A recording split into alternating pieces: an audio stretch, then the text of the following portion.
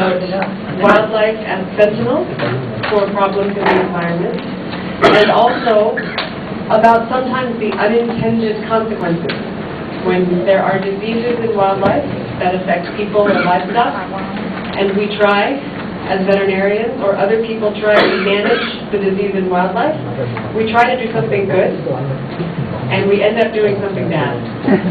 And so we're going to tell you some stories from other places in the world to help you see and illustrate some of the problems that other countries have caused unintentionally, and help you to start to think about some of those examples that we'd love you to talk about from this region. So Dave is going to start, and this is Dave's first Prezi, so he's being very brave.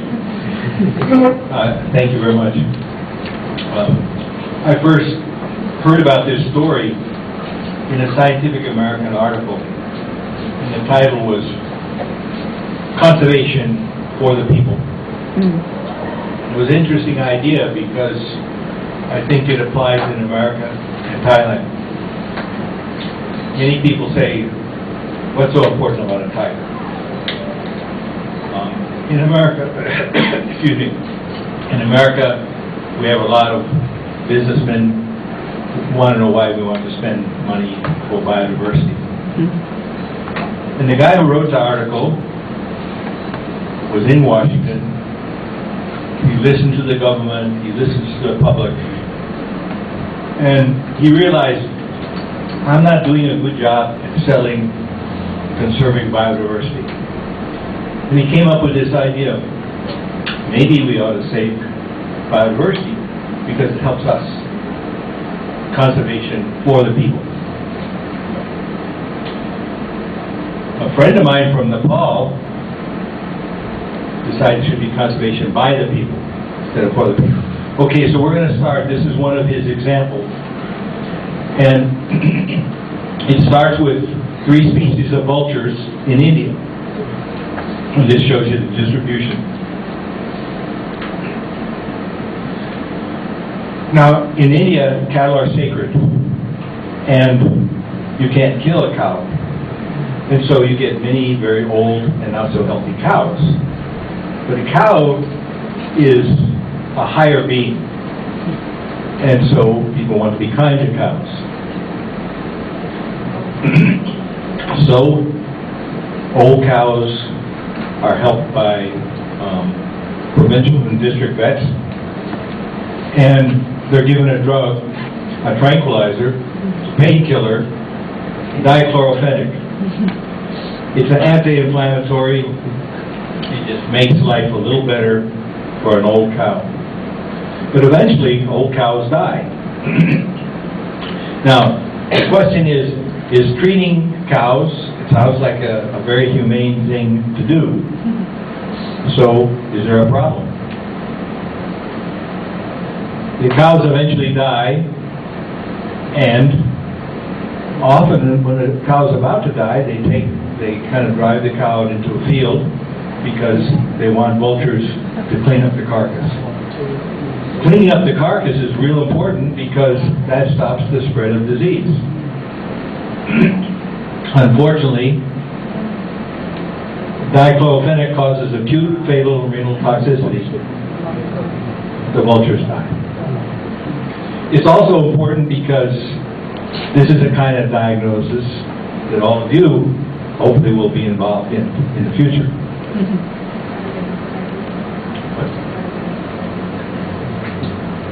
Yeah, okay, I got a little reminder. So the first step for all of you is to be able to go out and do field necropsy, or tissues back.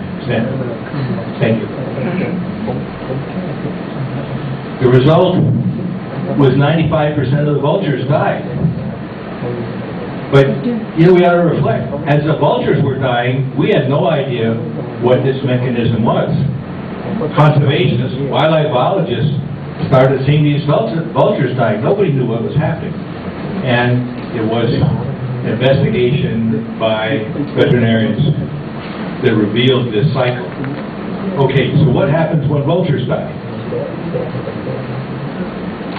There are a lot of carcasses out there. There's a lot of good meat. And there are feral dogs in India. Feral dogs now are doing pretty good. And incidentally, feral dogs are not going to get a carcass when there are a lot of vultures around. When there are 50 vultures, no dog's going to get near it. But now, the dog population went up, increased by 5 million. And what happens when you have a lot of feral dogs? Rabies. And 50,000 cases since 1992 is pretty impressive. All right. Now, there's another issue. For Hindus, they burn the bodies. But in the northern part of southern Asia, the Tibetans and other groups leave bodies out to be cleaned up by vultures. This is a human being cleaned up at high altitude. So now we have a cultural tradition that bodies aren't cleaned up. There's another issue here. The vultures that are in central India go up to the Himalayas and clean up the carcasses. Vultures from India also go to Thailand, and vultures from Thailand go to India. So the impact is not just in South Asia, the impact is across the whole region. The die-off of vultures has been pretty high here too.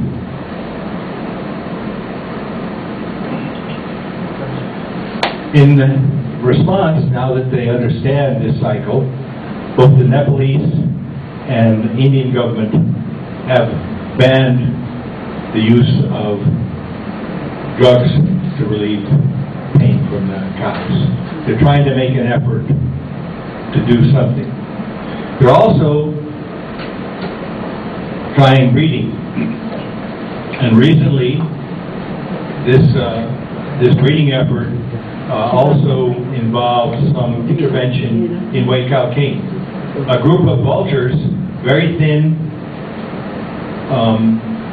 were found in Wai-Kau King. They don't know where they came from. They think they may have come from South Asia, and they've tried to rehabilitate them. So there's a hope there that maybe centers like the breeding centers that you all have been involved with might have a role in reintroductions. So vultures are recovering in some places, but it's going to be a major effort. And I think the important point is that vultures had a much bigger role in human health than we realize. All right, thank you. Is everyone familiar with this story? Did you already know the story? Okay. Any questions about that example? No. Good? Okay. I think one of the main reasons Dr. Parntep had asked us to speak about this is because Dave and I like to tell stories. So, and I like to tell stories with pictures because for me it helps me remember the story better. So I'm going to tell you a very old story about a chain of events that happened related to disease and emerging infectious disease and trying to do something good that resulted in something very bad. And this is an example from South America, from Bolivia. Okay? Not in the western part of South America. In 1952, there was a social revolution in Bolivia. And that social revolution caused a lot of strife, a lot of problems for people, unemployment, and problems with food. People were struggling to find enough food, especially in an area called San Joaquin. So Bolivia is a country with a lot of forests, and what the people did when they were struggling for food is very common when people need food. They cleared the forest, and they planted more corn and vegetables. Now when they did this, they disturbed populations of rodents, two different types of rodents that had been living in this forest ecosystem. The first one, the Acodon species, were the most common native rodents in this habitat. And when the people cut the forest, they disturbed their population. And these rodents lived in clearings, edges of forests, edges of fields, and feed on short grass. And the species on the bottom, the Calomus rodents, or Vesper rat, they were very rare, and they fed on tall grass. Okay, very tall grasses with seeds at the top. So their populations were very low. But what is corn? What kind of plant is corn? It's a type of grass. Yeah? It's a very tall grass and it has seeds at the top. When people planted corn and they cleared the field, there's corn, which is a tall grass, and then there's short grass that grows in between the rows of corn. To increase the corn production, people sprayed herbicide to kill the short grass. So that wiped out the population of rodents that fed on short grass. So this corn grew very well and provided abundant food for the Colombus rodent that fed on the corn, and the population exploded. The people were also very successful at growing corn. They brought a lot of corn home to dry and to store in their homes, and the rodents followed them. This is a very common scenario. Rodents and people have evolved and lived together for many, many thousands of years. But this was a new species of rodent that people were interacting with. So, in the early 1960s, programs started which were a good thing to control malaria by spraying DDT, pesticide to kill mosquitoes. That's a good thing, right? Kill mosquitoes, reduce malaria, better for the people. Cats are very sensitive to DDT, and the DDT actually kills the cats in the villages. And what did we talk about yesterday? What do cats do in an ecosystem with rodents? Yeah, they're predators, so they keep rodent populations down. So without the cat predators, rodent populations exploded even more. Here's the twist.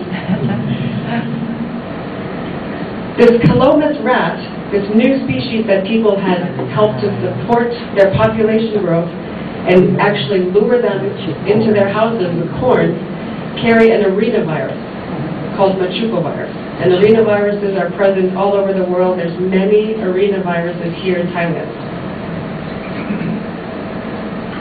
So this arenavirus is transmitted like hantavirus or other viruses in the similar families by urine, feces, and aerosols from sweeping and aerosolizing rodent urine and feces. Almost 50% of the residents of this part of Bolivia contracted this virus infection. Almost 20% of the whole population of this region died from Bolivian hemorrhagic fever. Very, very severe disease. And what was the solution to stop the epidemic? The cats were brought back into the villages to control the population of rodents, not in the wild, because people still needed corn to feed, but to control the population of rodents around their houses where they lived and where the grain was stored. So this is a very devastating example of a complicated web of social change, people's needs, disease ecology, new contacts between people and wildlife that are caused by people. This entire chain of events was driven by human behavior and human needs, and also not fully understanding the consequences of our actions when we're working in complicated environments. And that happens all the time. These types of things, we are working in complicated environments now. And we all know that some of the reasons that emerging infectious diseases are of concern is because people are continuing to move into ecosystems where we have not been before. And we are disrupting the ecosystems. We are causing changes in animal populations that we do not understand. And we do not know the consequences fully of our actions.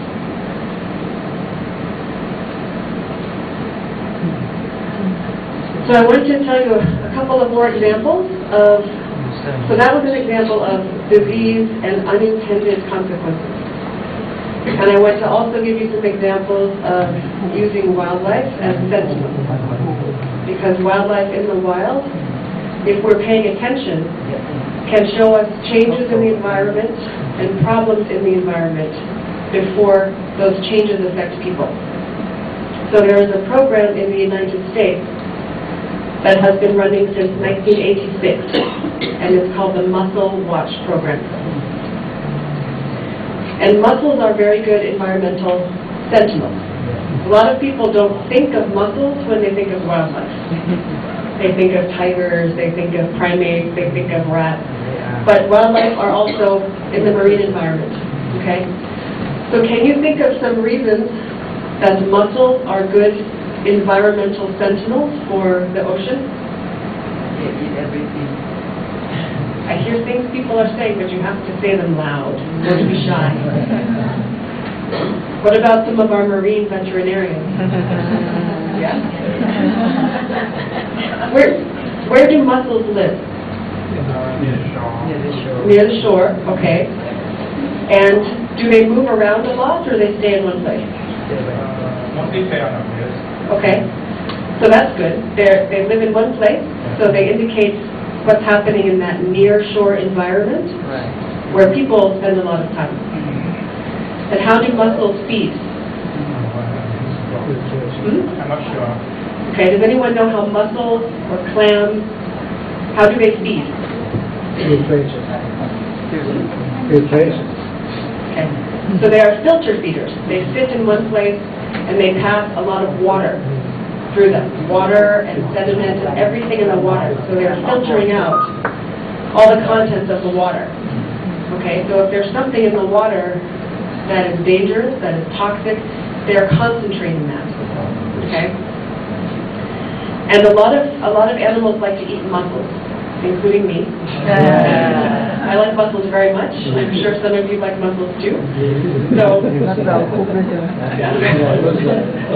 that is one of the reasons that the government decided that mussels, and they grow in both beaches, marine environments, and also fresh water, in rivers, in lakes, not just in the ocean. So there are over 150 sites in the United States where mussels are collected on a regular basis and tested for chemicals.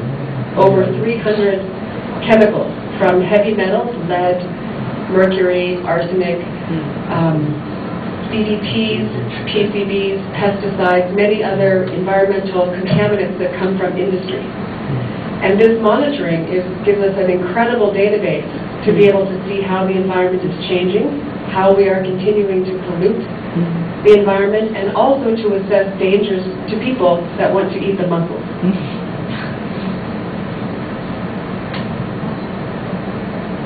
There is a similar program that has started and has published some papers in Asia, called the Asia-Pacific Mussel Watch.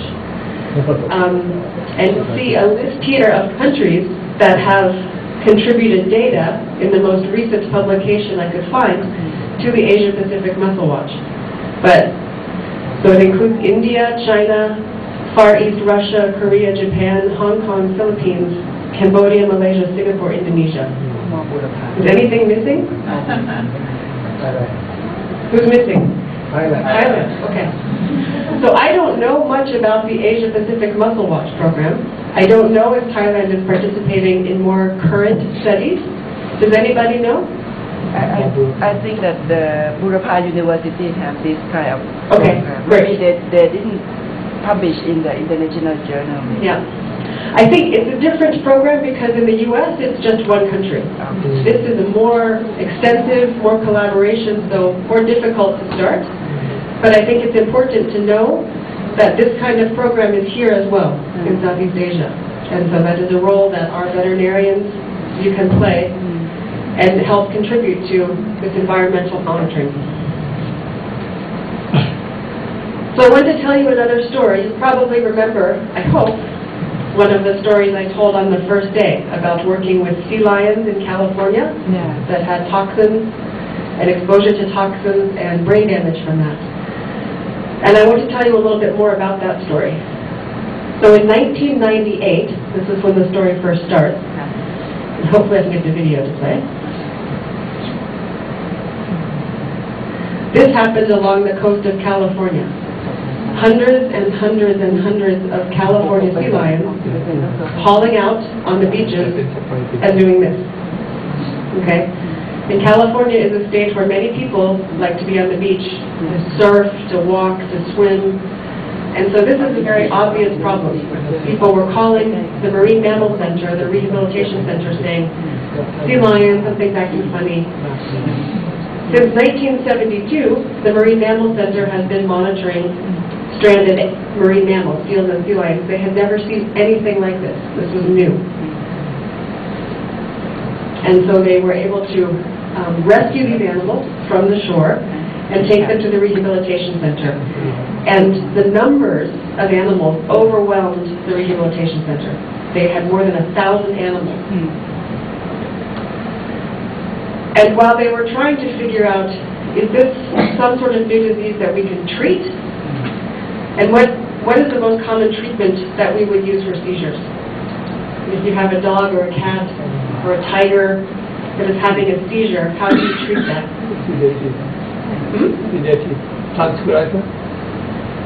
Can't hear, sorry. Tranquilizer. Tranquilizer, yeah. So, and specifically anticonvulsants like diazepam. Yeah, very effective. And because of this, many sea lions at the same time showing the same symptoms, everyone was thinking toxins. Okay, so they were already thinking about a toxin. The veterinarians are trying to treat 200 to 300 to 400 seizuring sea lions all at the same time, and treating them for a toxin that they did not know what it was.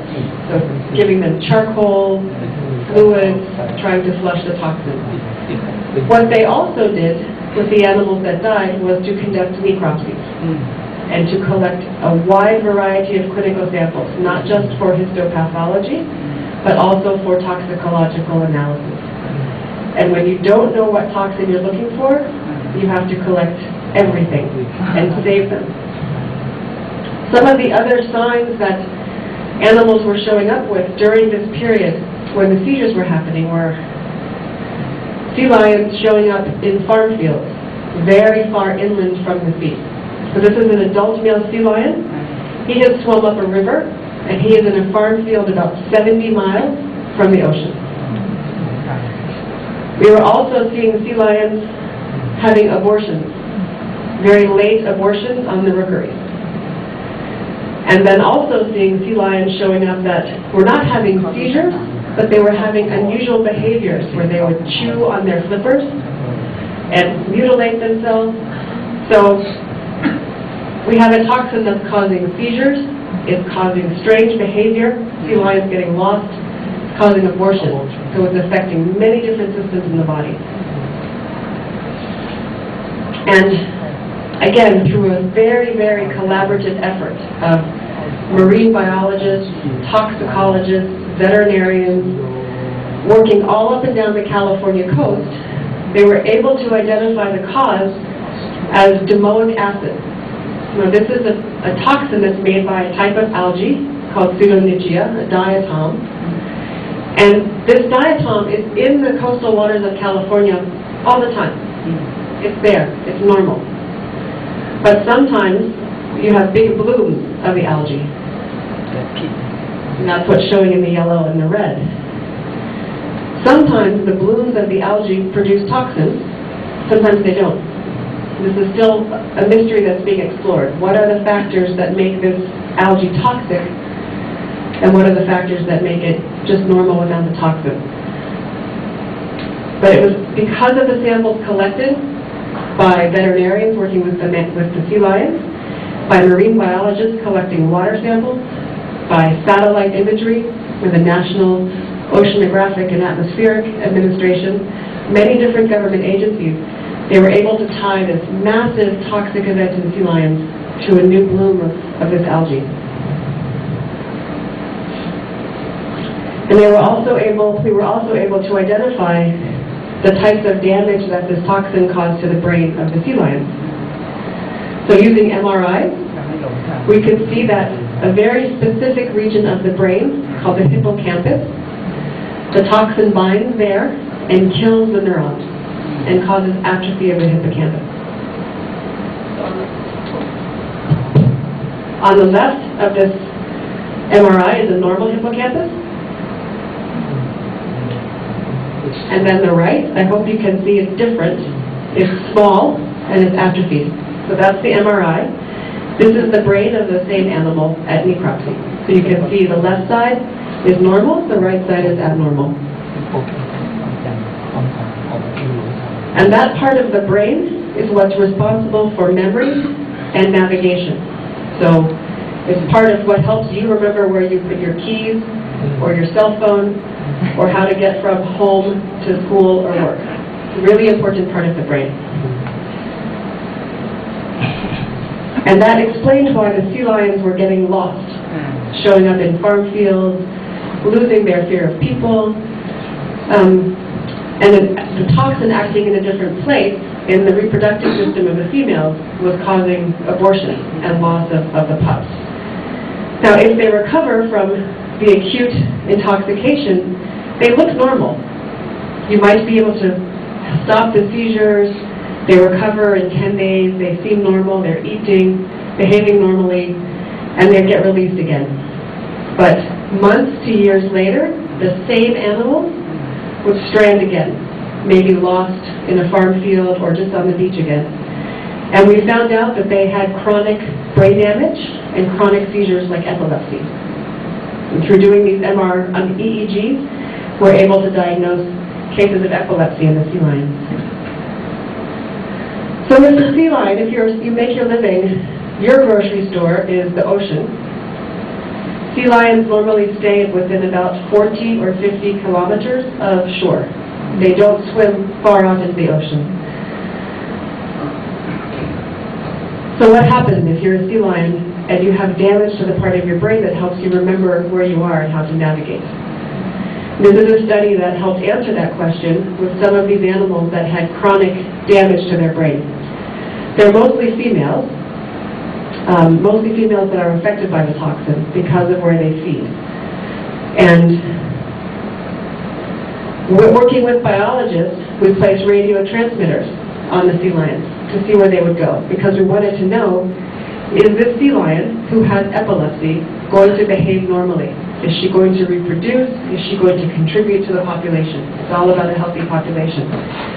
And this is the telemetry track of one sea lion who was released from the coast. And you can see the kilometers here. 50 kilometers is about here.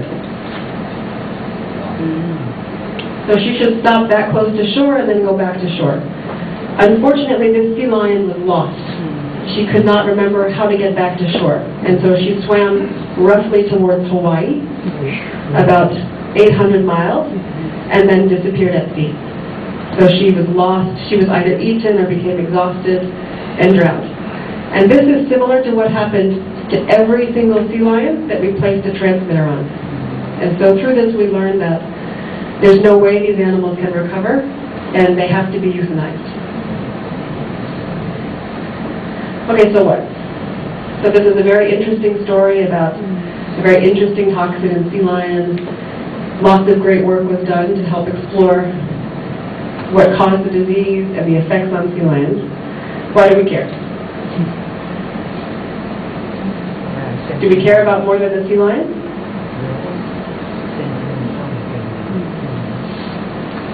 Sea lions and people like to eat the same fish. Yeah?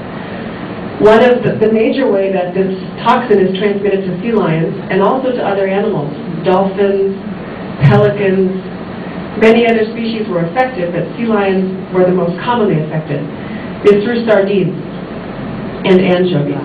These are two species of fish that eat plankton.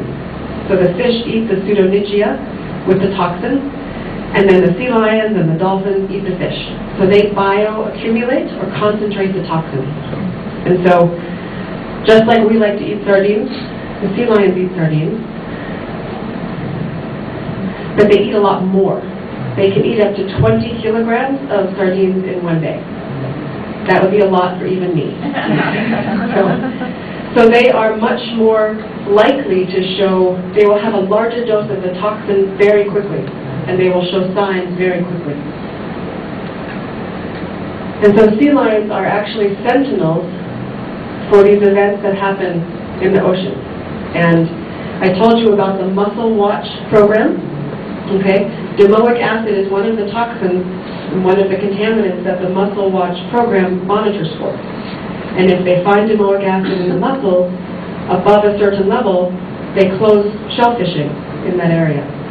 Because people can get the same effects from domoic acid, they just ingest less, and so the effects are not as severe. They accumulate over time, they're harder to detect. But sea lions, because they consume so much fish so quickly, they're actually much more sensitive monitors of the environment than the Mussel Watch. So when we see seizuring sea lions on the beach, we call the state public health department, the fisheries service, and say, we have a problem. Domoic acid, we need to close the shellfish beds, we need to warn people that we're having a bloom and they have to be careful. So this is a good example of wildlife as sentinels, and it's important to recognize the problem for the health of the wildlife population, but also for our health. Are there any questions about that one? No? Crystal clear. Very exciting. Okay. Is it the same cause as sea otter? It also happened in sea otter as well. Sea urchin? Yes. Yeah. Is it the same sea otter? Sea otter. Sea otter, yes. Yeah. Is it the same cause? It is, yeah, the sea otters. Yeah. It's the same toxin, and it causes one of the sequelae in sea lions that I did not talk about is damage to the heart. The domoic acid binds to receptors in the heart and kills fibers in the conduction system and causes cardiomyopathy. That is what we tend to see in sea otters. They don't get the acute intoxication from consuming lots and lots of fish because they feed on bivalves. They feed on mussels and clams. They're eating the same things that people would be eating, but also a bit more. So once the pseudonychia, the algae, dies and breaks up and sinks, then the mussels are consuming the toxin. And so then when the sea otters consume that toxin, they tend to have the chronic cardiac effects. They get cardiomyopathy from that. Thank you. How am I doing on time, Nancy? Okay. Okay. I think one more example I just wanted to show. So we've had a couple examples of wildlife as environmental sentinels. And there are many others we could talk about, different ways and different species that basically do the same thing. They bioaccumulate toxins that are in the environment. And so it's very common, one of the very common toxins that wildlife accumulates is mercury. And one of the biggest sources of mercury in the environment is what? Do you know what is one of the biggest producers of mercury that contaminates the environment? Battery. Car battery. Car batteries is one. And then what do we use in many countries to produce electricity? In the U.S., in China, power plants. I hear it up here, but don't say it. There's a type of energy production that produces a lot of pollution. It's very common in China. Someone said it. Coal. Exactly. So coal-fired power plants produce a lot of smoke and a lot of pollution, and there's a lot of mercury as a byproduct from coal-fired power plants. And that mercury in the atmosphere can travel very long distances. And so, it travels long distances in the atmosphere and then is released through rainfall. And so there are many examples around the world of mercury contamination of environments that are not anywhere near power plants or other types of polluting industries. But because of the transmission of mercury through the environment and by rainfall, it's usually top predators in those environments. So in Florida, for example, where I grew up, Florida panthers, an endangered species, have some very high toxic mercury levels because they are consuming rats that eat fish, that are in water contaminated with mercury from rainfall. And that is a very common story, many wildlife species in different parts of the world. I wanted to give you one more example of wildlife and livestock and people and interaction with the disease that was transmitted, and people trying to do something to control the disease that had the opposite effect, the unintended consequence. So cattle in the United Kingdom, in England, in Ireland, Scotland, infected native badgers with tuberculosis, with bovine tuberculosis. So that's the badger. They're very cute, aren't they? And they live in family groups. It's important to understand the ecology of badgers in this farm field habitat, something that Dave has talked about. We've talked about the importance of understanding wildlife ecology in relation to infectious disease. So now badgers are infected with tuberculosis. It's not the badger's fault. The badger didn't have tuberculosis to start with. People and their livestock brought tuberculosis and gave it to the badger. But now badgers are a reservoir, and they're seen as the bad guy because badgers are a source of tuberculosis and they spread tuberculosis back to the cattle. But we blame badgers for the tuberculosis, not cattle and not people. So wildlife are the scapegoats. So what's a very common strategy? If you have a reservoir species, an infectious disease that is as economically important and as much of a threat to human health as tuberculosis. The farmers and the government ministries in charge of livestock decide we're going to manage tuberculosis by stamping out. We're going to kill all the badgers in the cattle farm areas. And they undertook many, many years worth of expensive, labor-intensive programs to trap badgers and kill them, to hunt badgers, to poison badgers in their dens where they live in their family groups. Do you think this was effective? Well, it's a mixed story, and there's mixed results, because if you continue the program long enough, over a large enough area, so the research that the government did shows you have to remove badgers from areas of at least 100 square hectares. And you have to continue the effort for 4 years, constantly. You have to constantly check for new badgers, have to kill the badgers, 4 years, at least 100 hectares. And that was actually effective in reducing tuberculosis spread in cattle herds by about 70%. Not 100% effective, 70% effective. Killing lots of badgers, lots of money, 4 years. But something else happened when they looked closely. And it's because of the way badger social systems are organized and how they react to disruption of their social structure. So if you kill enough badgers in an area, the badgers that are left have to go farther to find mates. Okay?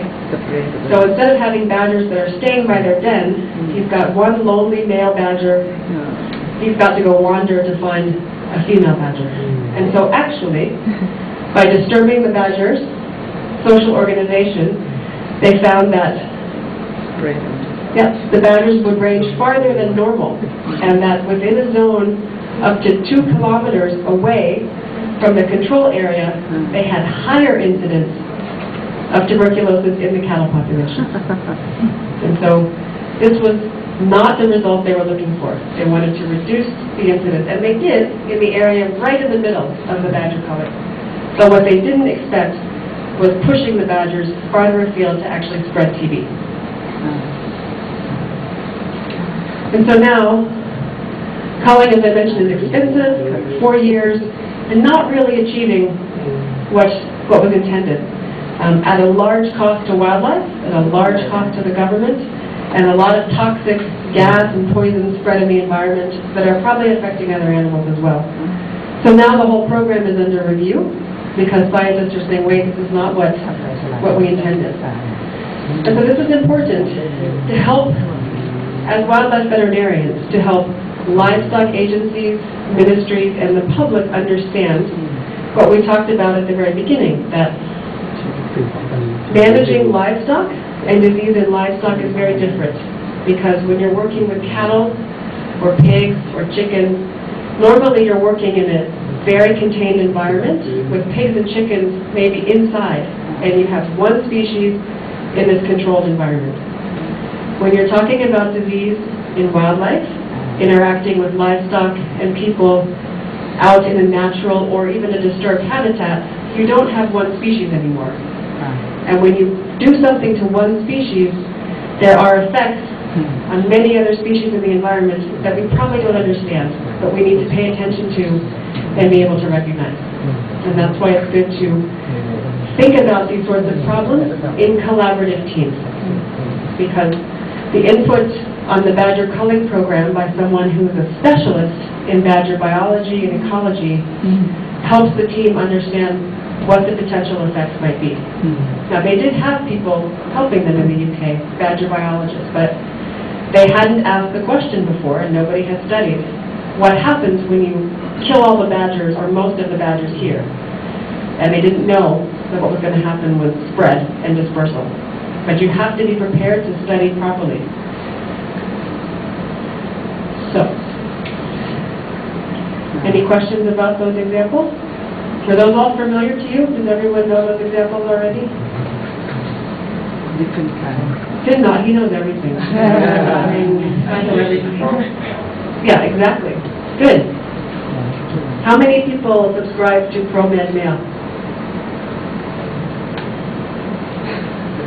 Okay. How many people know what ProMed Mail is? Okay. Can we make a note of that for next time? We actually, Respond is partnering with ProMed Mail. So ProMed stands for the Project for Monitoring Emerging Diseases. And it's a web-based program, and you can sign up for what? Oh, I can't. No, I can't, because there's not a whiteboard marker. Where? Born over child.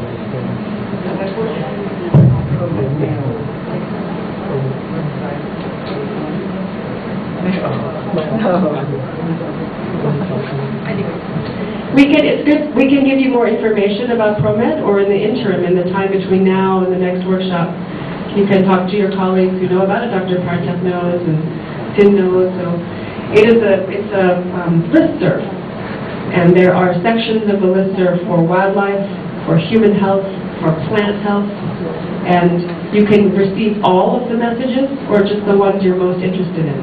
And I receive all of them. I've learned a lot about plant disease by reading ProMed. But the reports to ProMed are contributed by people. So all of you could potentially contribute information to ProMed. It's not just scientific reports like from OIE and FAO, it's also information in newspapers and magazines about infectious diseases and emerging disease problems. So it's a really good resource to know about. And we can plan to have a session on it in future workshops, because Respond is working with ProMed to help train wildlife veterinarians and increase people's awareness of the ProMed animal health and wildlife side. So you are a perfect audience to talk to about ProMed. So thank you very much.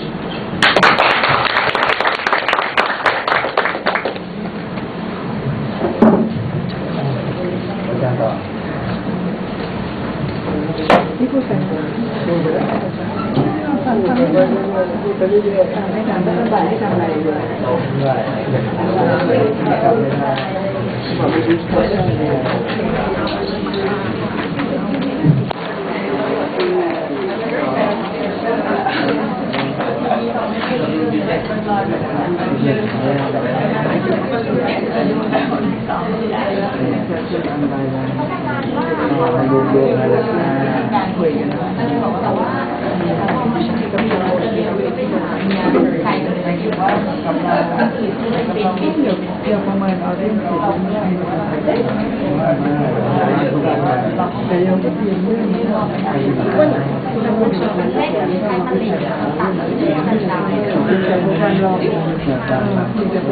ไม่ได้ยินเราก็คุยว่าเ